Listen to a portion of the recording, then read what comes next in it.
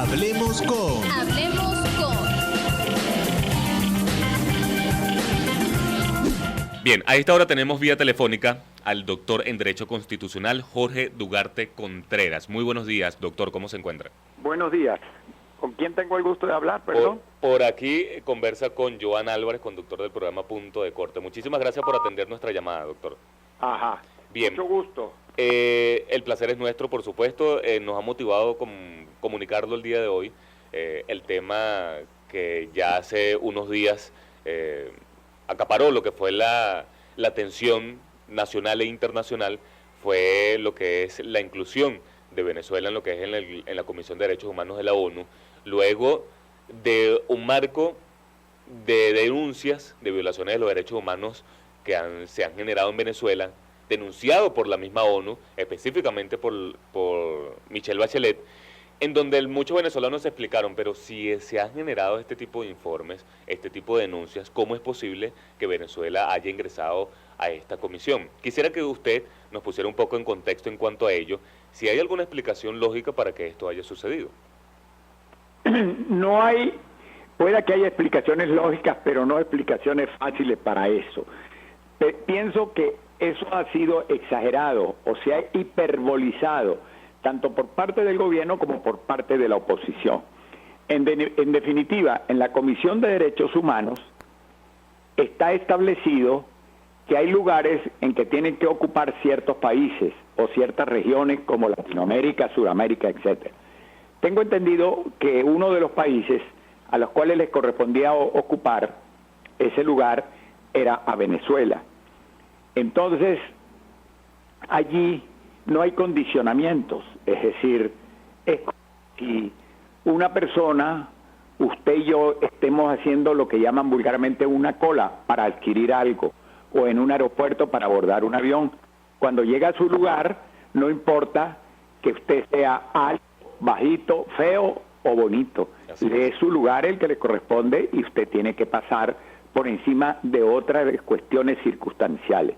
Hay algo de eso en cuanto a Venezuela para ocupar el lugar que ocupó en la Comisión de Derechos Humanos. Pero además, debo decirle una cosa. Yo les decía a mis alumnos, les decía algo un poco anecdótico. En alguna oportunidad, a mi padre le tocó designar a un empleado para un cargo muy delicado, donde era muy importante la honestidad, la probidad, la honradez. No veíamos a esa persona elegida por él para ese cargo, le observamos que considerábamos que no era la mejor elección la que él iba a hacer. Respondió con su experiencia, con algo muy anecdótico. Nos dijo, no se preocupen ustedes, al ladrón se le dan las llaves. Ya eso explica muchas cosas. Eso es lo que ha podido suceder quizás, ¿no? O sea, sí. Es lo que me refiero, ¿no? Después de esto, de esta breve explicación que usted nos da muy acertadamente, ¿qué se puede esperar? O sea, ¿cuáles son las implicaciones de que Venezuela ahora pertenezca a esta comisión? Sí. Y de alguna forma para que el venezolano pueda darse cuenta de algún resultado palpable, ¿no?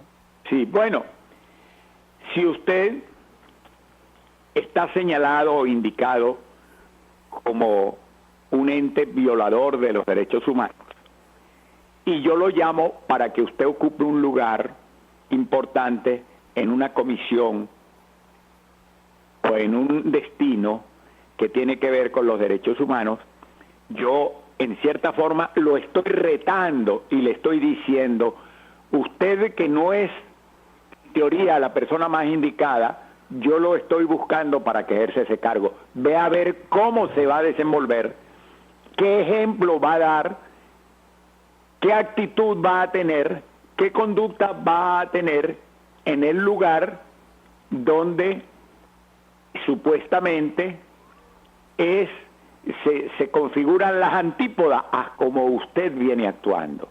Entonces, usted se va a regenerar, se va a componer, se va a reeducar o va inclusive a incurrir y a insistir en lo que se le viene objetando como por ejemplo el caso de Venezuela con las informaciones de la alta comisionada de los derechos humanos, la expresidente Michelle Bachelet. Es decir, que yo creo que hubo dígame, sí, un poco de eso, por un lado.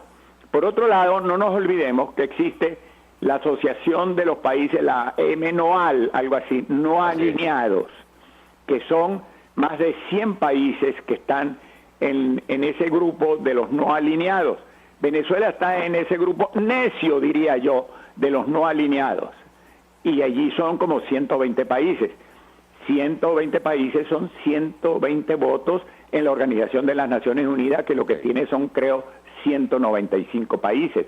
Entonces, eso, desde el punto de vista cuantitativo, fue determinante.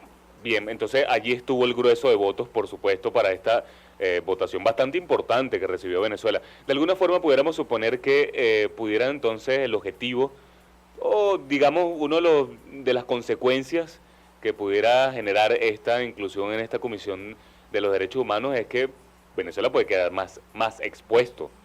Pero por supuesto, y hay veces que las cosas no salen tan derechas como pareciera. Si a Venezuela la hubieran excluido, pues hubiera quedado de cierta forma victimizada y hasta allí llegó todo. Okay. No hay más comentarios. Okay. Como a Venezuela paradójicamente la incluyeron, le dieron ese cargo, usted ha visto las protestas que ha habido a escala internacional por haber incluido a Venezuela. Entonces, un poco, como dicen vulgarmente, le ha salido el tiro por la culata. Así es. Porque si eso no hubiera ocurrido, no hubiera... Dígame, uno de los representantes en el Congreso de Estados Unidos, exagerando las cosas, diría yo, llegó a proponer a los Estados Unidos que le rebajara sus cuotas a las Naciones Unidas después que ha incurrido en este dislate de elegir a Venezuela para la Comisión de Derechos Humanos. Eso me parece una exageración, pues, pero ha generado esa serie de comentarios a escala universal. Sí. Así es.